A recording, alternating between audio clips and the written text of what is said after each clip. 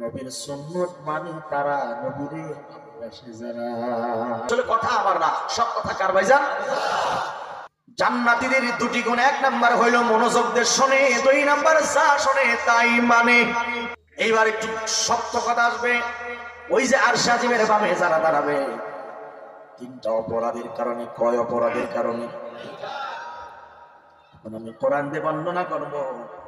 যদি কারো মধ্যে তিন অপরাধ থাকে, মাহফিল থেকে তওবা করতে হবে, ঠিক কিনা? তওবা করলে কি হয় জানেন? তাহলে একটা আয়াত শুনেন আপনার কথার উপরে।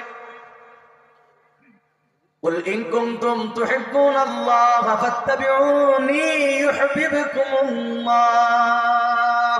আল্লাহ কয়, রাসূল আপনি বলেন, কেউ যদি আমি আল্লাহকে ভালোবাসতে চাই, এখানে যারা আছেন আল্লাহরে কে ভালোবাসতে চান না? সবাই চান, তাই তো? সবাই চান, তাই তো? আল্লাহ কয়, মানদণ্ড দিয়ে দিলাম, ভালোবাসতে হলে কি করবা শোনো। আপনি বলে দেন ফাত্তাবিউনি।